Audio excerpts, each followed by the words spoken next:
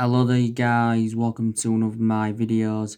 On this video tonight, I am going to be giving you a preview for the Leicester-Manchester United game, which is on Sunday, 4 o'clock kickoff at the Kim Power Stadium. It is our final game of the Premier League season, and it is a top 4 decider. So if we draw with Leicester, or we beat Leicester, we get qualification for the Champions League. The only way we won't get qualification for the Champions League is if we lose to Leicester, so we have to avoid defeat. Now, this is going to be a pretty difficult game against Leicester because I think Leicester have enjoyed a very, very good season. They have been in a bad vein of form recently, because they recently lost 3-0 away at Tottenham. But they've done very, very well, of Leicester City. And, Brendan Rodgers has done a very, very good job with them. Brendan Rodgers extended his contract with Leicester earlier on in the season. Didn't he sign like a 5-year contract? So he's under contract with Leicester until 2025. And Brendan Rodgers has, I think, now been at Leicester over the year. Brendan Rodgers has managed quite a few clubs, Before he was at Leicester, he was at Celtic. Enjoyed quite a few good years with them. Before he was at Celtic, I think he was at Liverpool. Had one good season with Liverpool. Don't forget he's managed Swansea in the past. Also, he's managed Reading and Watford. I think he began his managerial career with Chelsea. I think he managed Chelsea's youth, if I am correct, yeah. And, Leicester have recruited quite a few good players in recent years. They got the likes of Dennis Pryor from Sampdoria, who's done very, very well. They got Youri Tielemans. I think he's Leicester's most expensive signing. Didn't Leicester pay, was it around £40 million for him? They got Perez from Newcastle. They also got James Justin. So they've recruited quite a few good players in. And let's put into the equation as well, Leicester are in the commanding position, to say that they've lost quite a few of their imperative players in recent years. Don't forget, Leicester lost Harry Maguire last summer to us. They lost Riyad Mahrez to Manchester City back in 2018. They lost Danny Drinkwater and N'Golo Kante. So I think, they have done very, very well. Now, a bit of Leicester's team news. They have got quite a few injuries. They have got Ben Chilwell out. I think, personally speaking, Ben Chilwell's a very, very good left back. I think they've also got Christian Fuchs out. He's another player that's out for Leicester. They've also got Marty out. They've got James Maddison out. I do really, really like James Maddison. Don't forget, earlier on in the season, we was in for James Maddison. I think they've got Marco Brighton out. Ricardo Pereira, and I think they've also got a player suspended of Leicester. But they've got some very, very good players in their team. I like Wilfred Ndidi a lot. Can break up the play very, very well. I do also like Jamie Vardy a lot. Don't forget, he's risen up from non-league football, and he's a prolific goal scorer, is Jamie Vardy. Now, of course, the first fixture, we won by 1-0 at Old Trafford earlier on in the season. I think we beat Leicester at the Kim Power Stadium last season by 1-0. Leicester have only won one of their 13 home games against us in the Premier League, and that win came back in 2014 when Leicester did beat us by 5-3, and that was back under the Louis van Gaal era. But we need to see a response from Manchester United because we are winless in our last two games. Obviously, we recently drew 1-1 with West Ham. And of course, we lost 3-1 to Chelsea in the FA Cup semi-final. Solskjaer did say, though, we are ready for the game against Leicester. And Solskjaer knows how important Champions League qualification is. Obviously, for our players, attracting players, and the financial structure. But not only the top 4 is a priority for us, the Europa League is a priority for us because that is a chance for us getting some silverware on the board.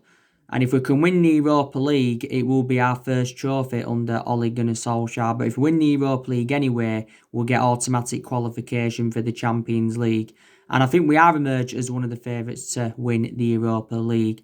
I'll give you a bit of our team news anyway, building up to the game. Solskjaer will provide some more news tomorrow when he does his press conference. I think he'll be doing his press conference tomorrow, and then I'll be giving you my reaction to his press conference. He'll provide us with some news on Luke Shaw. Luke Shaw has missed our last 3 games with an ankle injury. He sustained this ankle injury in our 2-2 draw with Southampton. He has been a miss as Luke Shaw, and obviously, with Luke Shaw being out, Brandon Williams has played the last few games. I don't think Williams was too bad against West Ham, but I thought he was very, very poor against Chelsea. But the only element of concern about Luke Shaw is that he's injury prone, but prior to that, a very, very good left back. This has now been Luke Shaw's 6th season at Manchester United. And, I think we paid around £30 million in from Southampton back in 2014. So we'll know some news on him tomorrow. We know that we've got Alex Tuanzebe out, and we've also got Phil Jones out with injury. Merritt Bay, the good news regarding him is that his head injury was not too severe because he recently got discharged from hospital. But Solskjaer did say prior to the game against West Ham that he'd remained in London for all the checks. So his head injury, is not too severe. But again, same perception of what I've got with Luke Shaw. My only element of concern about Eric Bay is that, he is injury prone. But that's the only players that are injured for Manchester United. Against Leicester, I presume that Wan-Bissaka will start at right back. Obviously, in the game against West Ham, Fosu-Mensah started at right back. But I think the main explanation why Solskjaer did that is because Wan-Bissaka had actually sustained a slight knock. But Bissaka did come on in the West Ham game. I think it was Fosu-Mensah's second appearance for Man United. Was it in 16 months or something like that? He did start in our 2-0 win against Palace, and that was his first appearance for the club in over 3 years. But, Fosu-Mensah was injured for a while. Maybe Solskjaer will make changes in this game against Leicester from the 1-1 draw with West Ham. Solskjaer is facing a dilemma regarding David De Gea. Is he going to decide to drop David De Gea for the final game against Leicester? Is he going to put Sergio Romero there instead? Obviously, David De Gea remained in goal against West Ham. I thought, De Gea could have been dropped for West Ham and Sergio Romero would have played instead, because a lot of Manchester United fans have been very, very critical of David De Gea. He weren't too bad in the game against West Ham. Obviously, didn't keep Mikel Antonio's penalty out, but he did make 2 good saves to deny Jarrod Bowen and Antonio. But he made 2 calamitous mistakes in the 3-1 defeat to Chelsea, because he should have kept Olivier Giroud's shot out, and he also should have kept Mason Mount's shot out. But like I said, in the last couple of years, David De Gea has been a liability, reflects on the calamitous mistakes he has made. This has now been David De Gea's 9th season at Manchester United. And David De Gea has now made 403 appearances for the football club in all competitions. And he's already overtaken Peter Schmeichel on appearances as David De Gea. But he is now approaching his 10th year at the football club. But Solskjaer did recently make an admission saying that, David De Gea has got to raise his game. And he did say that his position is under threat at the football club. Possibly, next season, Dean Henderson could become our number 1. Or maybe, if we do get rid of David De Gea, then maybe we'll try and try and buy a goalkeeper to replace him. But Solskjaer was talking about Dean Henderson quite a few weeks ago now, and he did say that Dean Henderson will be England's number 1 and Manchester United's number 1 goalkeeper in the future. But he did also say, on the other hand, he's not yet ready to become Manchester United's number 1 goalkeeper. There's been recent reports coming out saying that, Chelsea are interested in him. Chelsea are willing to more than double his wages. I think it said Chelsea are willing to offer Dean Henderson around 170 grand a week. 170 grand a week. And I think he's on around 70 grand a week at the moment, but Sheffield United are paying the vast majority of that. Dean Henderson has still got a contract with us until 2022. Like I said, this has been his 2nd season on loan with Sheffield United.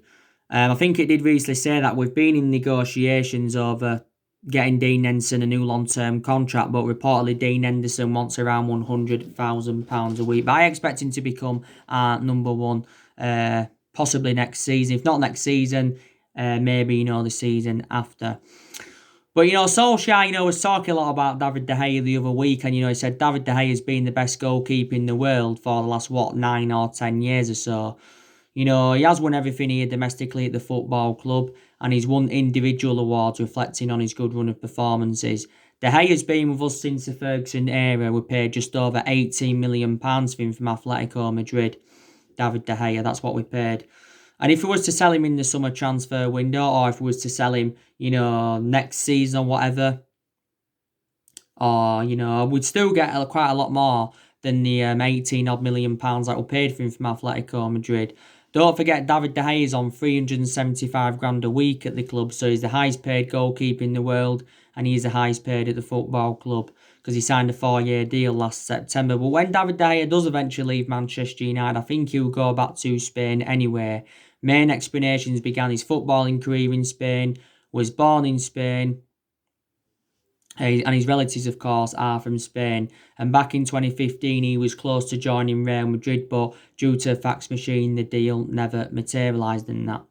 So there you go.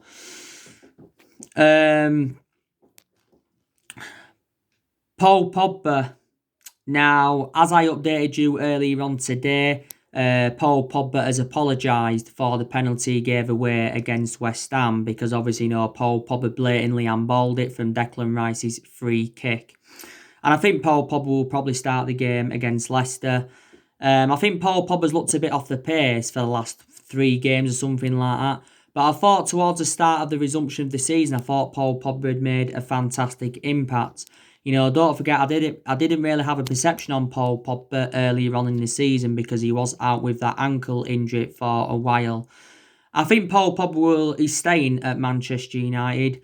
There was stories coming out not too long ago from Fabrizio Romano saying that Man United are close to agreeing a 5-year contract with Paul Pogba. And it says this contract extension is expected to be announced at the end of the season. If Paul Pogba signs a 5-year contract at Man United, he will keep at the football club until 2025. But Fabrizio Romano also said that we do want to extend his contract, and Mini Raiola, Pogba's agent, is waiting for the offer. So if he can sign a new long-term contract, that will end the uncertainty over his future, Paul Pogba's. But at one point, it was looking very imminent that Paul Pogba was going to be leaving the football club because last summer he was relentlessly linked with a move to Real Madrid. Pogba did say last summer that he was seeking for a new challenge and even publicly admitted that he wanted to leave the club. There was a lot of narratives before about him possibly going back to Juventus because Pogba did endure 4 good years with Juventus. PSG and Barcelona have also been in for him in the past. Paul Pogba's just got under a year left on his current contract, but the club do have an option to extend it for the further year. Pogba's on just under 300 grand a week at the club at the moment, and he's our most expensive signing because we paid £89 million for him. I still think he's done his combination with Bruno Fernandes has still been very, very good in our midfield. Scott McTominay, I'm surprised he didn't play any part of the game against West Ham. I thought he would have done because also he didn't play any part in the 3-1 defeat to Chelsea. McTominay hasn't had a lot of starts since the resumption of the season, but it was totally contrast before lockdown and that because before lockdown McTominay was getting a lot of starts, but recently, Matic has been getting there ahead of Paul Pogba. Fred also hasn't been getting a lot of starts recently. I still think, Fred's enjoyed an exceptional season for Manchester United and that. Under Jose Mourinho, Fred never really got his opportunities, so, couldn't really criticise him. But this season under Solskjaer, he has done very, very well, so I've got to give him that. Bruno Fernandes, I think, will start against Leicester. He will start against Leicester. Just wait there a second.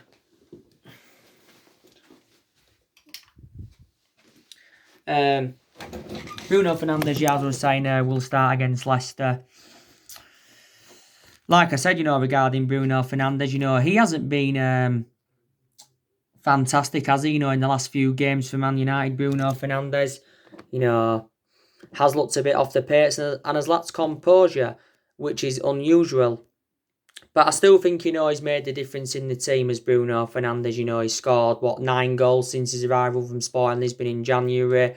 Become the first Manchester United player to win back-to-back Player of the Month since Cristiano Ronaldo. And yeah, so he's still done very, very well for us. Marcus Rashford, he'll start against Leicester, I think. I think Rashford wasn't so good against West Ham, to be quite honest with you. He started the game well, but then he faded away a little bit. I still think overall Rashford is one of the best players that we've got. Like I said, I think he scored like 3 goals since the resumption of the season. Like I said, Rashford was a big miss earlier on in the season because he was out with that back injury. This season Rashford has been playing out wide. I definitely think that Anthony Martial will play in this game against Leicester. Martial's been in a good vein of form. He got the assist for Mason Greenwood's goal against West Ham recently. Martial, I think, has got 22 goals in all competitions this season, just like Rashford. And I think now Martial's got 51 goals in the Premier League for Man United. And this has been Martial's 5th season at the football club. I think he's had 2 good seasons, 2 good years out of the 5 years he's been with us. He did very, very well in his debut season under Van Gaal. And he's done very, very well under, Solskjaer this season. I think Martial has looked very, very effective in that central position. So, yeah. Mason Greenwood, I've also been very, very delighted with him. Mason Greenwood's got 17 goals now in all competitions this season. His goal against West Ham was very, very good. That was his 50th appearance for the football club, Mason Greenwood's. And Solskjaer's been talking a lot about Mason Greenwood recently. But he's looked very, very effective on that right-hand side. And this has been his first full season in the senior squad, Mason Greenwood's. It's been his first full season. Victor Lindelof, Harry Maguire. I haven't been impressed with them recently. You saw my match reaction, didn't you, for the West Ham game? I did say, didn't I, regarding Harry Maguire and Victor Lindelof, they were making far too many touches at the back. There was lack of decisive passes. They kept playing the ball sideways. Harry Maguire, to be fair, though, nullified Mikel Antonio well, but I thought, he had a poor game.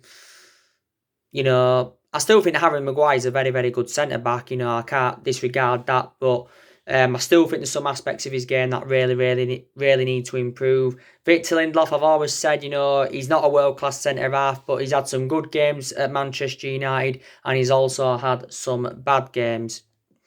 But I do believe, there's still certain players that need to step up to the plate.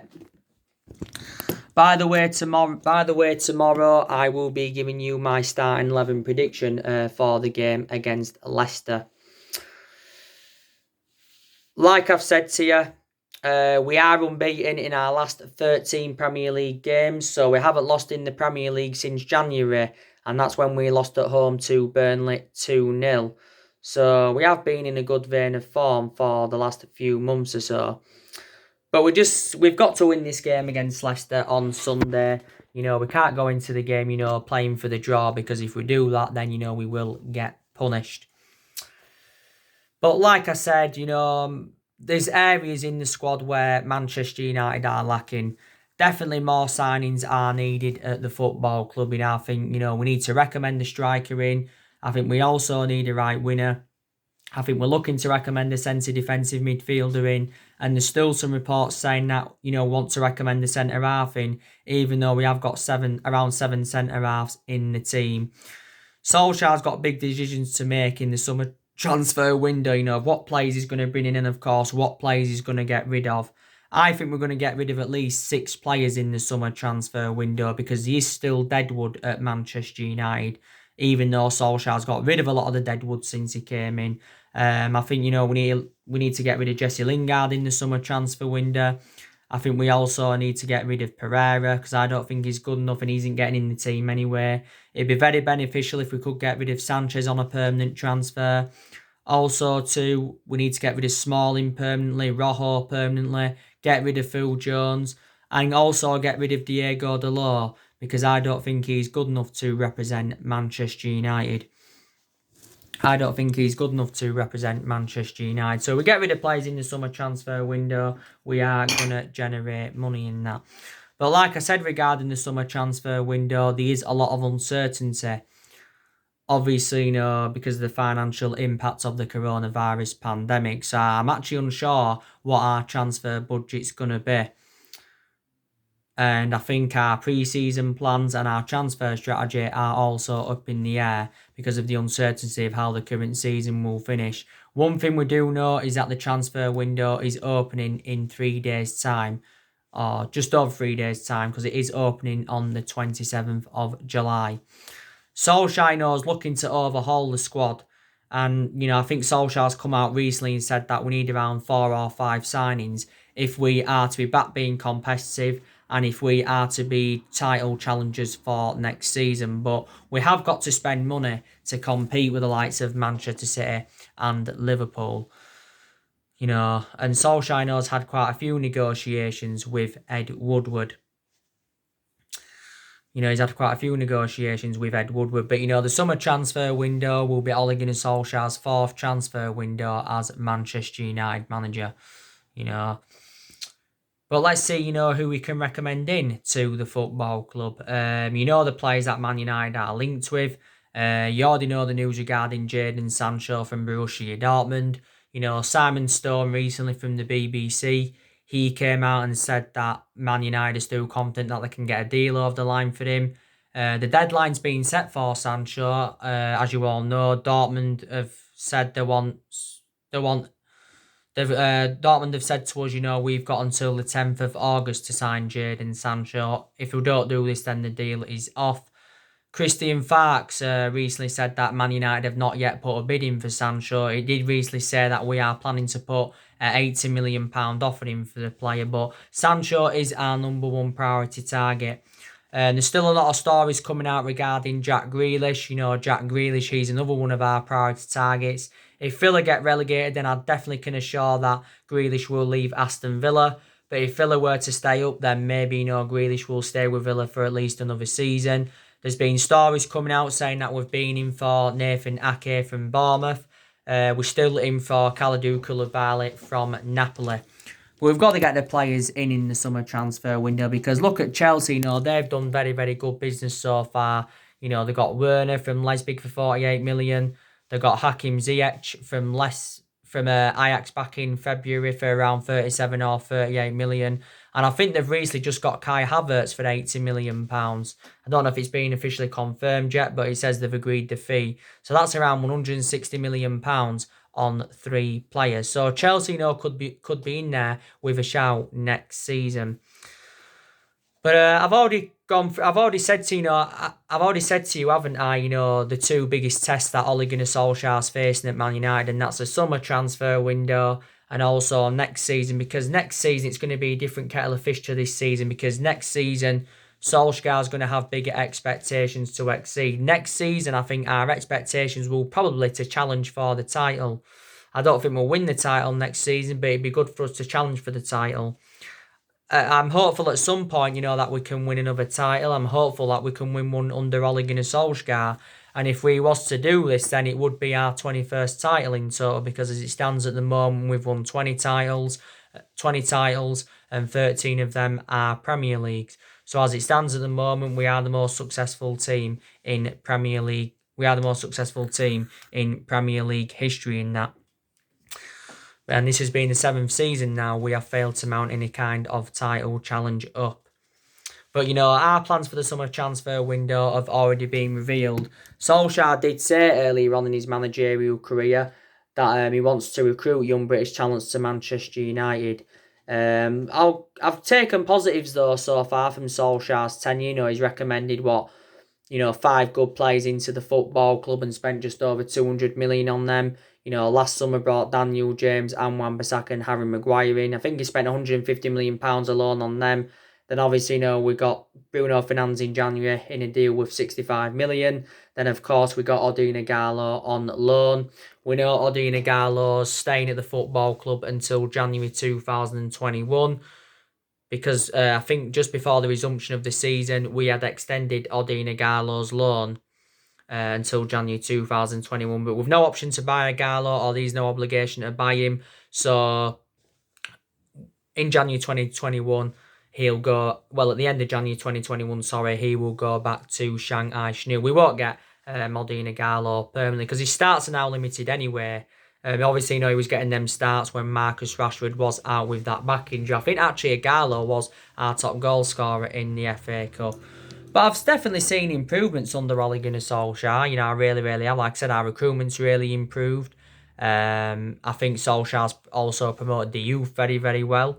I think our approach to the big games this season more or less have been very, very good because we've taken 18 points against the top six sides this season. We've beaten City 3 times this season, beaten Chelsea 3 times this season, beaten Leicester earlier on in the season. Solskjaer's beaten Tottenham twice as a manager, but drew with Liverpool earlier on in the season. So that's also good. I think some aspects of our game have improved, but on the other hand, I think there's still aspects of our game we need to improve on more. I've been very, very impressed with our attacking players, but like Solskjaer said, recently they've got to be more clinical in front of goal. I think defensively we've looked better. We've looked good in some games, but in some games we haven't looked so good. So defensively we need to improve. I think our football needs to look more expansive. I do believe that the combinations in the team have also improved. We need to learn to keep the ball better. We need to be quicker on the flanks and that. So there's still improvements needed at Manchester United. Maybe some of Solskjaer's decision making needs to improve because I think in a lot of games this season, Solskjaer's decision making's been very, very poor. Don't get me wrong, in some games his decision making's been, correct. But in quite a lot of games, his team selections have been questionable. Obviously, I got the team selection wrong against Chelsea. Maybe got a couple of decisions wrong against West Ham and all of that. But yeah, so there's still things that we need to improve on. But like I said, Solskjaer in a way is lucky to still be at Manchester United because earlier on in the season we'd enjoyed our worst start to a Premier League season for 30 years, and we had a lot of bad results earlier on in the season. Earlier on in the season, we had the 1-0 defeat to Newcastle, we had the 2-0 away loss at West Ham, we had the 2-1 home loss to Palace. We had that draw with Southampton, we had the 2-0 home loss to Burnley in January. And I'm surprised he wasn't sacked earlier on in the season. I think disregard Solskjaer being a club legend, I maybe wouldn't have been Manchester United manager now. Maybe he wouldn't have got to this point. But Solskjaer was a great player for the football club for 11 years. He flourished under Alex Ferguson's guidance and that. And there's a few other main explanations why he didn't get sacked as Manchester United manager. I think that 19-game unbeaten run also played a part in it. I think like I said to you, I think we are unbeaten in 13 league games now, and this is obviously been our best vein of form since Ole Gunnar Solskjaer was the interim manager.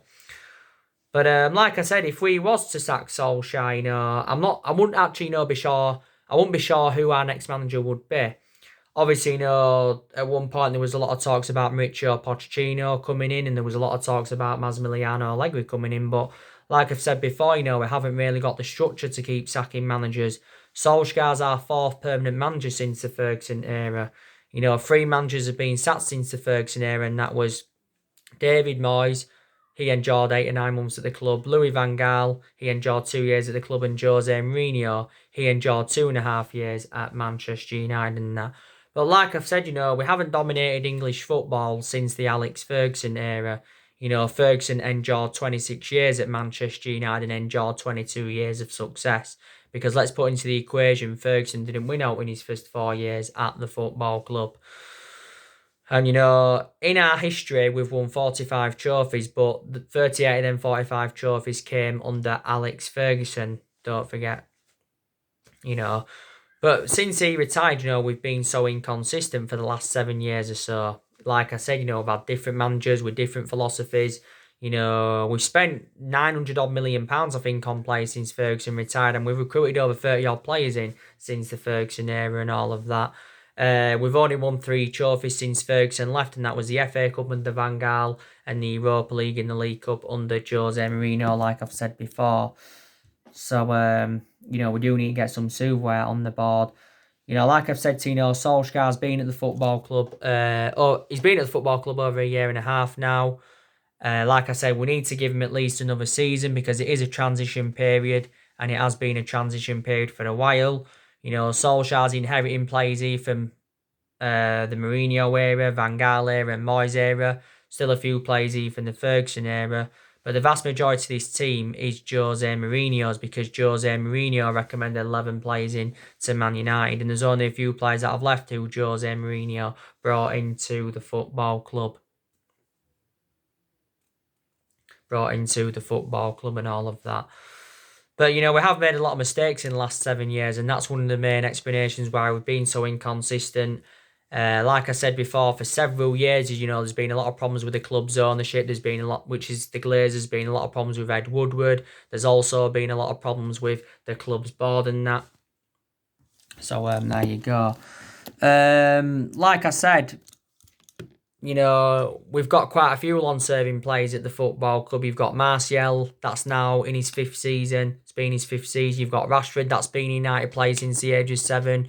This has been Juan Mata's 6th season at the club. Juan Mata doesn't even get in the team now anyway. You've got Luke Shaw, this has been his 6th season. You've got David De Gea, this has been his 9th season at the football club. We've also had long-serving players at the football club in the past.